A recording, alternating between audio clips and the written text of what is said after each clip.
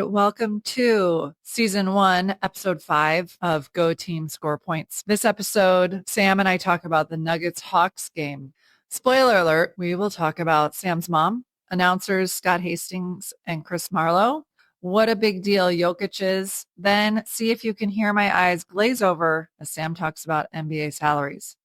Then we get into how hard it must be to coordinate all the travel of an entire team, what it's like to be young and French in the NBA, the alley-oop, good color commentary, more basketball terms. Then I summarize my journey so far. We wrap up the episode like we do every episode with the MVP, LVP, the most confusing part, and what we learned. It's the best episode so far. Let's get started. I wanted to open up my mom's Yes. latest text. I hope she's okay with being a... Well, will she ever know if a tree falls? She listened. She listened. Great. Yeah. Oh, good. My mom said, love the podcast. And next time I will take notes for my comments. Great. So- I appreciate that a lot. This could lead to a recurring segment. Who knows? She said, of course I made it to the end. Hi, Irish. Hi. And then she said, I just never focused specifically on your conversationalism, which also made me laugh. She said, I do not think there's a lot of time for heavy thinking to take place on the court. So she said, I began to notice when Rondo, who's a player who used to play for the Celtics, Rajon Rondo was point guard, I noticed that he was always aware of where the other players were on the court, which allows for instinctual action. I think that is what allows players to just play. When they get stuck in their heads, it's when you see them hesitate. It's so fast out there. She has to be right. I don't think she is. Really? I just think I think it's a little bit semantic. I think it's like, how are you defining thinking? Got it. Because they are processing an unbelievable amount of information quickly. They have to be. Yeah. Right? It's a reactive game. So if you want to call that not thinking or thinking, I don't know what it is. But there are decisions and there are like, okay, this defender's in this position, so that takes away this option, but it opens up this option, so I have to do that. You can see it. Players who can't do that turn the ball over a lot, end up taking really bad shots or whatever. So I don't know if you call it thinking or not, but there's a reaction in the moment that has to happen, which I feel like is thinking. Right. But what they were saying on a couple of the games I watched was like how important the decision making is. But I think your mom's point is how fast it has to be. Right. And her point was also that there are a lot of things that you need to have practiced enough where they're like a little bit pre-thought or whatever that. Just know it. Yeah. But the processing is amazing. I'm sure there are some unbelievable athletes who just couldn't make the right decisions. Okay, so I don't know if that's thinking or not. That's never been my problem with being on a sports team. My problem is because I am not athletic. Okay. I did watch the Nuggets-Hawks game. Yeah. And I was like, what team are the Hawks? Mm. They've been around a long time. Sure. So I'm really surprised I haven't heard. Like, I am American. I am aware of sports teams. Yeah. But I've never heard of the Hawks. I mean, in fairness to you, they've never won a championship. Yeah, but like I've heard of the Washington Wizards. Okay. But also I'd never heard of the Grizzlies. So. Well, the Grizzlies are new-ish. Okay. Yeah, that's not true. They may have been a team for close to 30 years now. But like maybe when you were growing up in Colorado, they weren't a team. Yeah. I understand the Hawks. I feel like they're a relatively low-profile team. I don't even know if they've ever made a finals. Aw, they're an underdog. I usually like rooting for an underdog, but not today because they're playing the Nuggets, which is my team. Right. Okay, today on this broadcast on the League Pass, it again was Altitude Sports with Scott Hastings and Chris Marlow. So these are like the two guys, and I looked them up a little bit. They've been doing Denver sports for a very, very long time. Wow. Okay, Scott Hastings, he's the one with the goatee, who I don't think I've showed you a picture of yet. And I don't have a picture, but you just have to trust me. It's not a great look. Oh. The other guy, Chris Marlow, his nickname is the Lion. He played beach volleyball. He played volleyball in like college, but he wanted to be an actor because his parents were both actors, and his grandfather like won 3 Oscars while being like a screenwriter or something. Anyway, he wasn't getting any gigs. He did work on like a soap opera for a little bit, and then his agent was like, you should be a sports broadcaster. So anyway, he's called the Lion because he had like this unruly hair when he was playing. A mane of hair. Yeah, beach volleyball. So one of them, I'm guessing the ex-player, like is what they call the color commentator. Yes. Yeah. It did say that. Yeah. I was like, what does that mean? Yeah, you got to be careful. Right. Yeah. I thought it was like maybe an old, I couldn't figure out what the term meant or where it came from. I don't know either. I thought it had something to do with color TV. I'm guessing they add like color to the description of the game. Okay. He is the one who said, he's got a few terms. Yeah. Like bugaboo. That comes up. He says that. But the other guy, the non-player, is the one who's like, and then Murray passing the ball to Jokic. Yeah. Okay. Yeah. Wow. Yes. That person called the play-by-play guy. Yeah. It said that. And then the color commentator. Yeah. Usually ex-players are the color commentator. But they've been doing it for a long time. That's cool. I think I'm more the color commentator Here? It depends what we're talking about. Let me have this. Yeah, no, it's not. There's no, neither's better. It's just. Oh, I think one is better. Okay, you can have that one. Thanks. Okay. Well, did you read the article I sent you? No, but I want to say that a big step toward authentic fandom is sharing articles with Great. people about your team.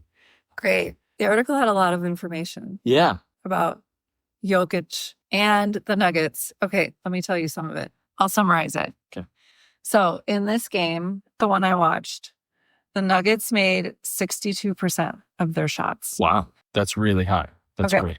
The author of the article seemed to be saying that without Jamal Murray, the Nuggets are really suffering, and that.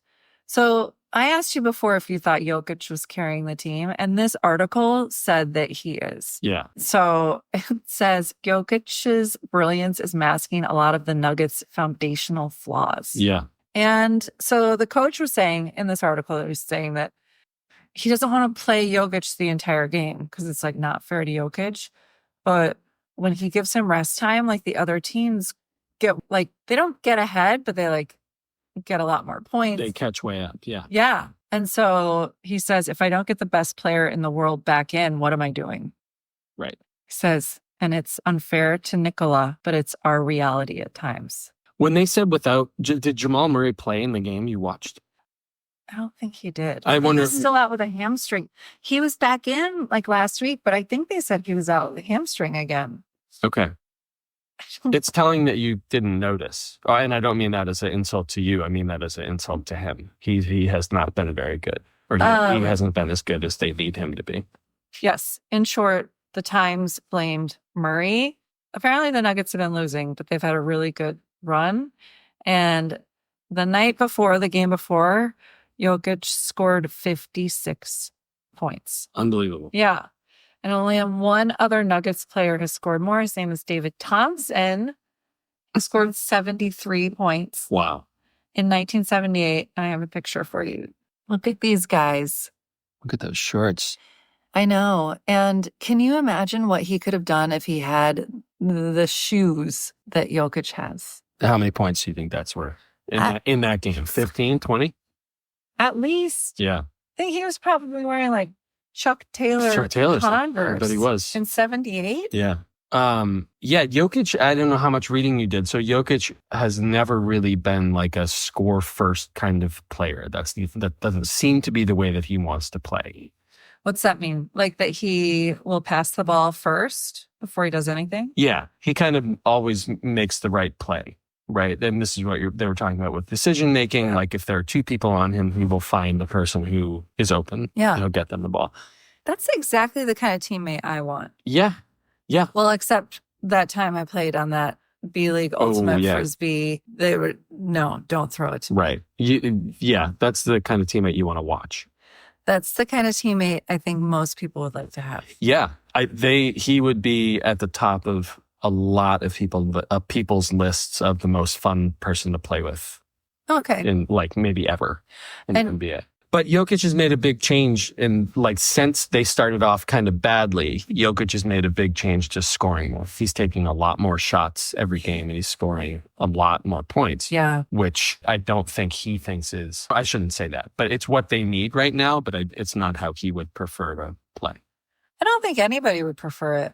but I think it's like a means to an end at this point. Yeah. Well, there are definitely some players who feel like their job is just to take shots, and they're not really like pass first. Oh, is People. Anthony Edwards that way? There are a few like famous ones. This guy Cam Thomas, who plays for the Nets right now, is Never heard of him. Yeah, he shoots a lot. Like when he catches it, he shoots. And is he like, hey guys, look at this? I mean, hey guys, watch me. Yeah, he kind of is. Wait, hold on a second. What? Yes. You told me to look something up. Yeah. Which I think ties into what you were just talking about. Okay. You told me to look out about the game. But one thing I wanted to share with you is that Jokic has never had a teammate who's been an all-star. Because he's always the all-star? No. Jamal Murray, the championship season, he was incredible. Jamal Murray was really, really, really good and had like an amazing playoffs. He was really great in the playoffs. But he's never had a full season where he was voted as an all-star. The all-stars, I don't know if it's 12 or 15 people from each conference. So it's like 30-ish people in the NBA get voted as all-stars. And I was looking today at like the great players in history and how many all-stars they've played with. And I think Michael Jordan played, Scottie Pippen was an all-star six times while they were playing together. That number didn't feel right to me, but that's what it said. And then LeBron James has maybe had like 10 or 11 all-star teammates, 10, 11, 12 all-star teammates. Steph Curry and Klay Thompson was an all-star for some of those years. So the point is that like for like a top 10 or 15 player ever, you can make an argument that Jokic has had like the worst teammates of any of those people, which definitely fits right in with your article. Right. And I was thinking, imagine if he was on almost like any other team. Yeah. They would be unstoppable. Well, so here's the other interesting thing about that is that the NBA last year or 2 years ago or something changed like the rules about how much you can pay players. Oh. And I haven't looked into it that much, but there's this thing called the second apron, which is basically like if your payroll is above a certain amount for a couple years in a row, then the tax that your team has to pay for being above the allotted spending limit is like bananas. It's really limiting. I think the Celtics payroll next year, something like that, is going to be more than $500 million or some really crazy number because they're into this penalty. There are people who argue that is actually not what makes the NBA good. The NBA, like the golden eras of the NBA have had a couple of great teams, right? Yeah. Celtics and Lakers in the 80s. Right. Bulls in the 90s, Spurs, Cavs, whatever, Warriors lately. But this second apron, one of the things that it does is it's like a really big penalty for paying people a lot of money who aren't performing like superstars. Why do they do that? Because you don't know how good they're going to be. I mean, the Nuggets just extended Murray on this like max contract. Okay. This like the most money that he could possibly make given the restrictions of the league or whatever. And if he's not going to play like an all NBA person, they kind of have no chance to be good because they can't really spend money elsewhere. Right. Right. So it's kind of, it's a change. It's like a mistake like that may cost a team for a lot of years to come. And it's sad in this case because Jokic is so unique. I mean, he's the best player in the world by really far right now. Right. And their prime only lasts so long. Okay. So Denver's 3 of 4 from the field so far. You like that expression, from the field? I don't know what that means. Out on the road? No, just any shots that aren't foul shots are called field goals. So I saw that somewhere, field goals, and I was like, hey, that's a football term. Yeah, who had it first? I don't know. I would guess that's where the term from the field comes from. Oh, okay. Like those just general shots, but it's not a field. So they're 3 of 4 from the field so far. So 75% are points are going in the basket. Yeah. Okay. But then that probably only means they'd only taken 4 shots to that point when they say so far like that. Okay. tonight the Denver coaching staff were wearing their gray sweatshirts. Yeah. Tell me more about that. What is? I just don't think they're as nice looking as the black ones. Oh, but it's not. They all had them on. Mm-hmm. And before, when I watched the Nuggets game, they all wore the black one. It's like a zip up jacket. Was this like a hoodie? Like an Under Armour kind of like long sleeve. Yeah, I know what you mean. Yeah. Whose decision was that, do you think? I don't know. I'm realizing I was thinking about it watching this game. Like these guys are in Atlanta for like one night. So they don't get to actually see any of America, right? They're just like at the arena. Yeah. And then they get dropped off at a hotel. And I was thinking like, do each of them have an assistant who like, it's like, here's your room key. I put your bag in your room. Meet me at breakfast tomorrow at 6:30. Do they each have an assistant with them? Or is there like a team manager who does the check-in at the hotel, assigns the rooms? So many things to think about. Yeah, it's somebody's job, I'm sure. Like the travel coordinator for the Nuggets, but I don't know how big is that team? Are they on the plane? Right, because the team is big, but they are traveling with, the coaching staff that's sitting on the sidelines. Yeah. Sidelines? Yeah, sure. Court side? Yeah. There's like maybe 20 people wearing the gray jerseys. Oh, really? Yeah. Wow. They all get the So it's like, shirt. So it's like the coach, and then there are like 8 assistant coaches. Yeah. But then there's like a couple athletic trainers. There's a team doctor. There's like all these people travel together. It's got to be huge production just to travel. Okay. There's another French guy on this team, and I wrote down his name. It is spelled wrong. And even though I wrote it down pretty phonetically, I don't think I can say it. Zachary Richer. Hold on. I'm asking the other expert here. How do you pronounce the other French kid on the Hawks? Richer. Is he a rookie?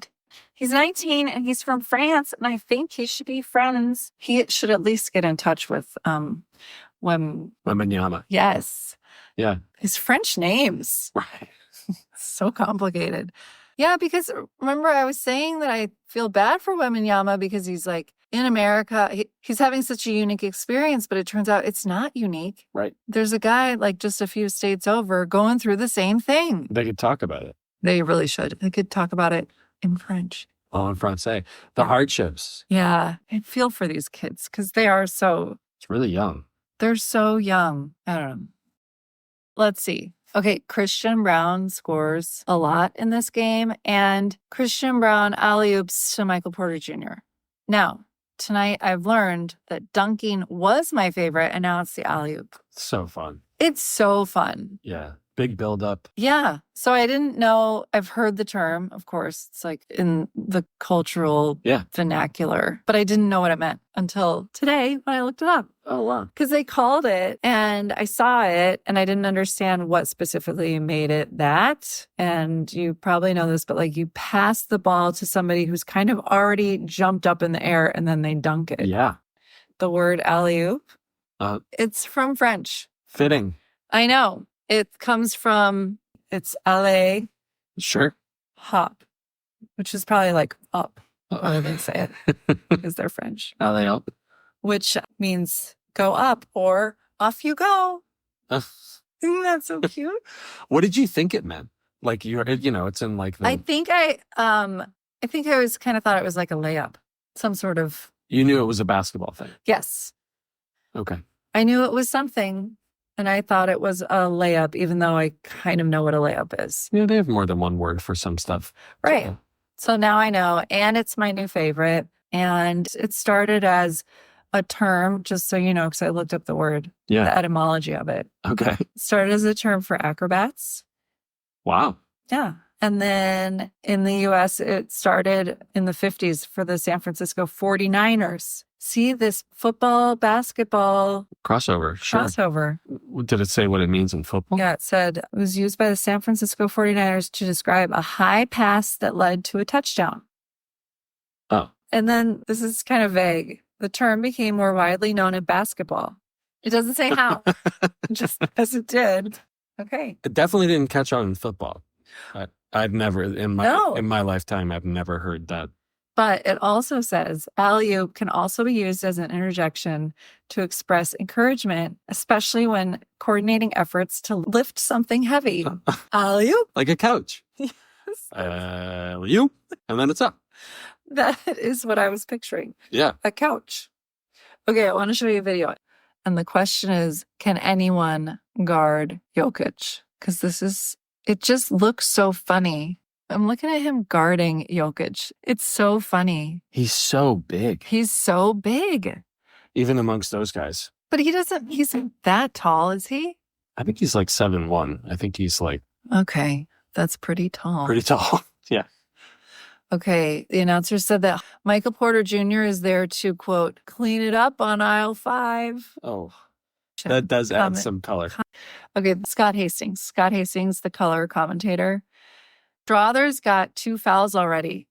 That's been his bugaboo because he's been getting the blah, blah, blah, blah. Bugaboo. And he's used this term before. Wow. Is that used correctly? Okay, so I had to look it up because the only, I've heard this word, but I heard it, he used it before in a game I watched with August. And August was like, I've never heard that word before. And I thought it was like a slang term from like the 60s. But I looked it up and it means like something you are scared of, something that like makes you fearful. So Not exactly. what? No, not the meaning, but that's not used exactly right. I don't think that guy's scared of fouling. I think says that's been his bugaboo because he's been getting the minutes to play, but he's been getting into foul trouble. So maybe he's like scared of fouling because he's losing time playing. I'm going to go with the misuse. I would guess he meant that's been like his Achilles heel or something like that. His bugaboo. No, again. No, you use it like he did. Great. But I don't think either of those are right. I think he means like a little bit of a weakness, staying, not fouling too much. Okay, here's some color commentary. Christian Brown dunks, and he rams it home. Boy, Christian Brown, as soon as he sees Jokic get the ball, he's thinking backdoor. He's thinking slam dunk. That's how he finished that. So, Wow. I know. Yikes. That's like 50 Shades of Grey stuff. I know. Well, that's how they keep it exciting. Right. Because when he didn't talk like that and make it so spicy, I was really bored. Yeah. Like, I need more color. Right. He's like, Irish, she's still out there? Yeah. He's thinking backdoor. That's hilarious You go, and sexy. Yeah. Okay. Then he says Brown pounds another one right after that. Once you start hearing stuff like that, it's really hard not to. I know. You know? I know. And it makes it way more fun. Yeah. Yeah. Okay, then there's a commercial for American Furniture Warehouse, and Is there any furniture in this room from there? no, Okay. because we didn't bring anything from Denver when we moved abroad. Okay. Growing up, these were like the commercials on all the time. It was for American Furniture Warehouse. And there was the owner, Jake Jabs. And he had like this curly white hair. And in every commercial, he always had like a tiger with him, like a live tiger. He'd be like, come on down to American Furniture Warehouse. And everybody did shop there because it was like the big furniture place. And now I looked it up. He's still alive. I don't think he's doing the commercials anymore because he must be like very old. And it's like $1 billion business now. Wow. Good for them. Sponsoring the Nuggets. I know. So when I first started watching basketball, I was like, I can't wait to see. They must have commercials from American Furniture Warehouse. And they do. Cool. And the joke was always, why don't you bend over in American Furniture Warehouse? It's Jake Jab. Because his name is Jake Jabs. I get it. Yeah. Okay, Jokic ends the half by chucking a three-pointer. No one used the term downtown in the game, which is good because I couldn't think of any other phrases to substitute. I've run out of ideas. But Alice said sometimes they call it a logo three. Yeah, I forgot that. Good call, Alice. I know. And that one, if I saw the one you're thinking of, Jokic's was a logo 3. That was really far away. It really was. Yeah. That was incredible. He's incredible. He just chucked it, but also it went in. Right. Yeah. Throwing it that far, period. Yeah. Did you see that he said, did you know the game before this, they lost to the Wizards? I'm guessing they talked about it a little bit. I read it in that article and they said like it was really embarrassing because the Wizards suck right now. Yeah. There was just an article on a website that said that the best team in the NBA is whoever's playing the Wizards. And they had like all these efficiency charts and stuff like that. And it was like, all the good teams, right? The Celtics, the Thunder, whatever. Yeah. And then way up above all those was whoever's playing the Wizards. It was fun. Oh, I love that I get that joke now. Yeah. That's so exciting. But he said something about how he thinks like back in his country, if you perform like that at your job, you get a smaller paycheck. So he's basically saying like people on his team should get paid less because they played so bad. Oh, God. Which isn't a thing. And that could never happen. But it was like he said that pretty pointed, yeah. And he's not really big on that. I mean, I think it was kind of like he doesn't really care about making friends. Probably not. They said it was really endearing in the Olympics. So Serbia won the bronze medal game, and he was like looked happier than he did when the Nuggets won the finals. Yeah, which is pretty cool. Yeah, no, I've talked to August about it, and August thinks that Jokic doesn't really like America. Yeah. Which, yeah. And I would imagine that he thinks the culture is very weird. I would imagine that he's like hyper competitive. I don't think you could work that hard and get that good without being. But I wouldn't be surprised if there was a piece of him that's like, I guess I'll keep doing this if you'll pay me hundreds of millions of dollars, but I'm going to get out of here pretty quick when I'm done. Mm-hmm. And like, this is the place where I can play the highest level basketball. But right. I think he's doing this solely for a paycheck. Yeah. I bet he likes to play. Yeah. I don't know. I've seen him in some interviews where he doesn't seem to love basketball. He seems to love his family, his horses. Yeah. I think there's a chance that he might not love talking to reporters about basketball versus not love playing. Yeah. August, we're talking about Jokic. I think it's like impossible for him to know as much as he does about basketball while not liking it. I think the notion that he doesn't like it is stupid. I told you about how he's like away from home. I think that could be part of it. He likes being Serbian. Also, it wouldn't make sense for him to not like basketball with how much he knows about it. And it's a long season. I think a lot of players, I think there are a lot of players who don't really love the game. I had Kevin Durant or somebody talking about how our guys don't really like basketball in the NBA. And it's just, I think it's just the way that Europeans are kind of like open about stuff. Because he doesn't really care what they think. So he's just going to say, yeah, I just want to home. But I think a lot of the other guys feel the same, but not European. So. Thank you. Yep. He has a lot of insight. Yeah. Okay, I want to show you. So right before this video clip, two people dove for the ball. Yeah. And were wrestling for it. And they didn't call a jump ball that I saw, which is something I've learned this year. Yeah. Jump ball. But they do this they do a new tip up. Jump ball. This is a jump ball? Yeah. Yes. I mean, even though I said it's not a jump ball. Yeah, but you knew. Right. I think the NBA is the only league where if there's a jump ball, they actually do a jump ball. In all the other leagues, they usually, not like in college and high school, they alternate. It's called the possession error. Oh. Yeah. Whenever there's another jump ball, the next team will get it and then it switches back. Right. Okay. Then color commentary. Jokic, his touch just looks beautiful tonight. Yeah, that one's just sweet.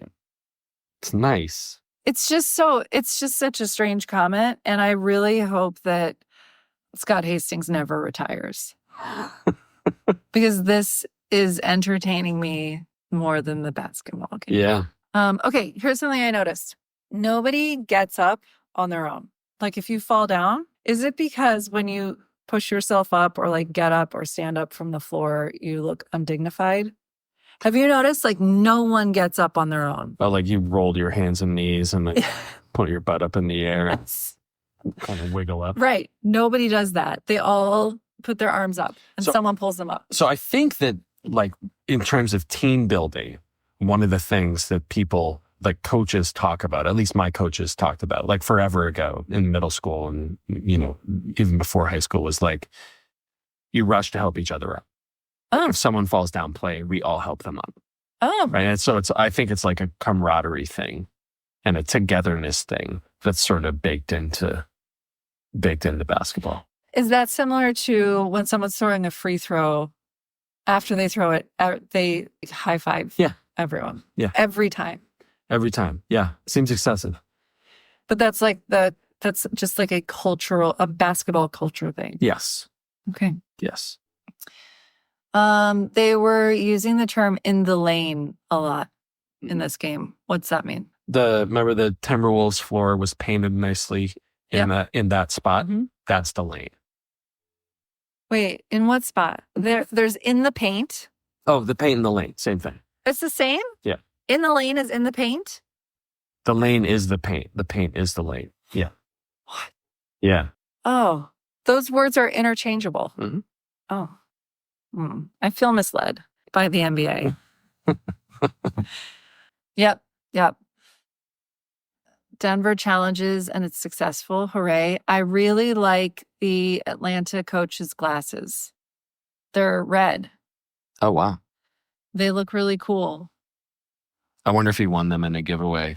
At the Celtics game. Well, probably not, but No, probably not because they'd be bright they green. may have snuck some Hawks frames into the Celtics gifts packages. But That would be, and then quarter 4 starts. My note says, I'm bored. I want to take a nap.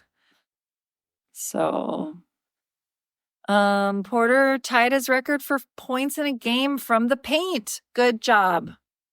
just from the paint, that's the most That's points what he they ever scored said. in the paint. Okay. That's what they said. Wait, I have a question. Oh, yeah. What? So you're 5 games in? I think so. Can you give me like any of something you like, something that needs to change, and something you're like curious about? Okay. What I like, you mean like about the NBA or about this experiment? Here's what I've noticed. Yeah. That I like becoming familiar with the players. Good. That's exactly what I was asking. Yeah. Yeah. I like that I can recognize, like when Christian Brown was out playing, I was like, oh, I know him. Yeah. Yeah. I know about him. He's from Kansas because I like looked him up last time I watched the Nuggets. Right. So it was like nice to have this familiar person. And same with, I've watched a couple Timberwolves. I keep wanting to say Timberlake every single time. Every time. Mm-hmm. He's problematic. He's a problem. Susie told us, hey, Susie. I think Susie's our number 1 fan. So, Really? yeah. Okay. So you like being familiar with the players? Yep. I like that. I like that I'm familiar with the players and the coaches. It's nice because I do feel like it's easier to follow and I'm a little more invested. Mm-hmm. Does it feel like homework? Like, is there like an eye roll to like, okay, I got to sit down and watch this game? Tonight, yes. But I think, like I said, it's because I watched one over the weekend. Yeah. I think it's like I look forward to it, but once I'm in it, like the games are long. And when I try and watch it sped up, it's hard to follow. Because it is it's a fast paced game. Yeah. But for 2 hours, I agree. I can't even watch like the JonBenet Ramsey documentary series for 2 hours. And that's fascinating. Right. I mean, I've been thinking about that for 30 years. Yeah, that's a good comp. So, yeah, it's just, it's too long. So I'm not sure how I'm going to figure that out going forward. Maybe pacing it, watching 1 game a week. But I don't know, like I look forward to it. Maybe watching the recaps, but that feels like cheating. Yeah. Or feels like not cheating, but like not the purpose of like what I'm doing. Right. Like you would, it's too soon for shortcuts. Yeah. Like yesterday it was, or Monday, whenever I started this game, it was nice to get home and be like, oh, I need to do this because I've been like down a rabbit hole about this guy who shot the guy in New York. Yeah. Which is fascinating. Yeah, I bet. But it's not great. Right, sure. It's a little dark. I'm worried about the guy. Which guy? Luigi. The shooter. Yeah.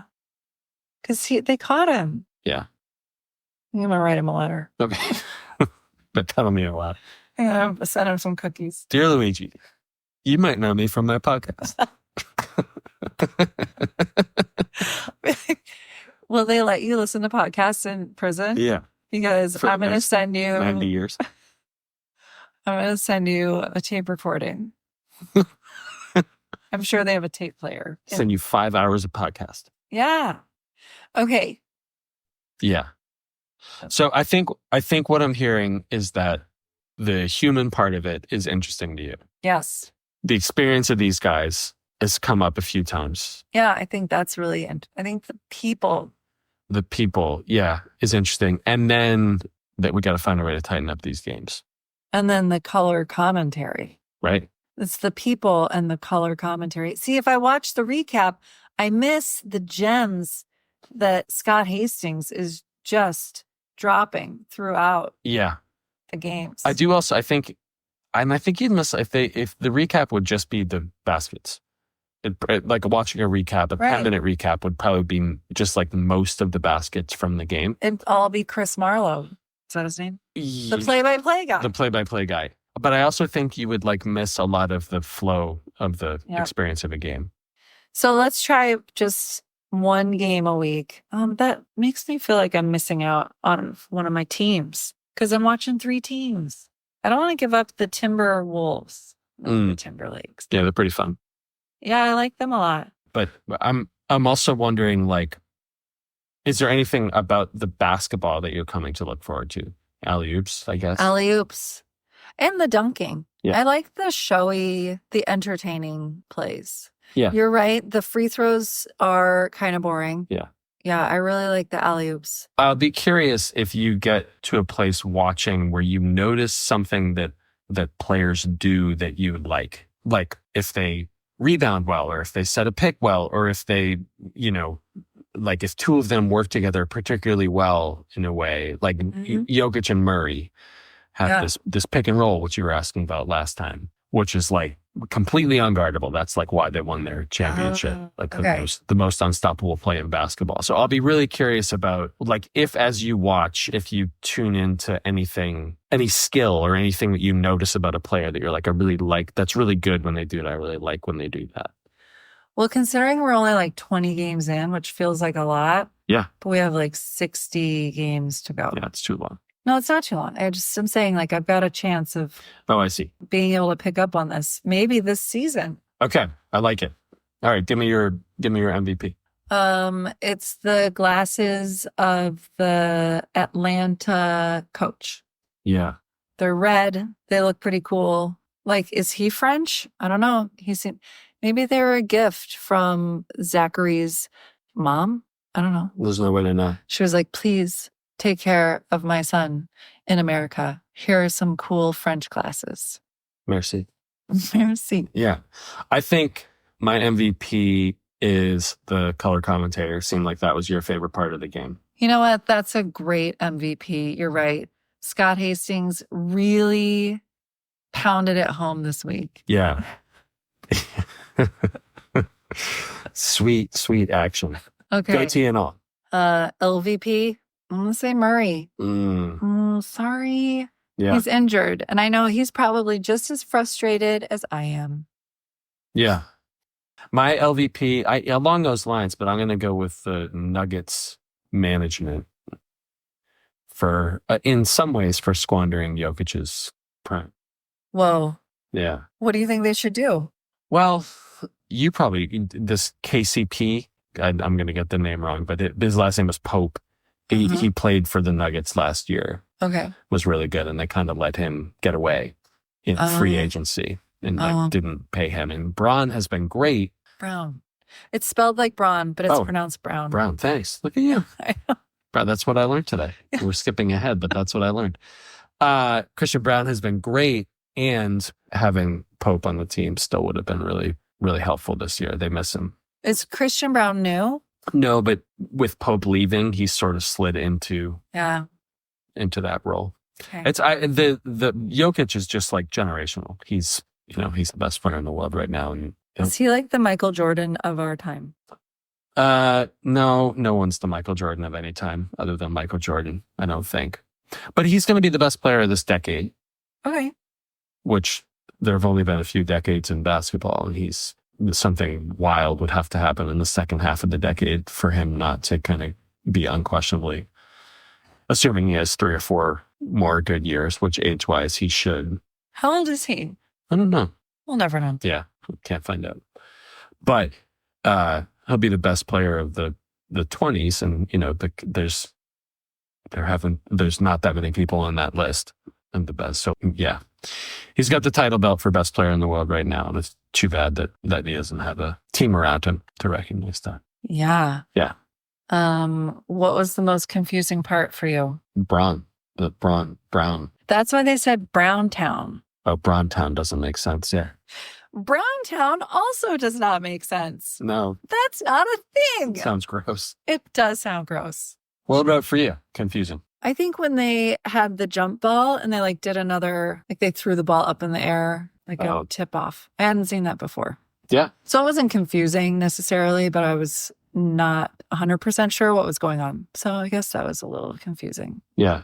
Oh, and that in the paint and in the lane are synonymous. They're the same thing.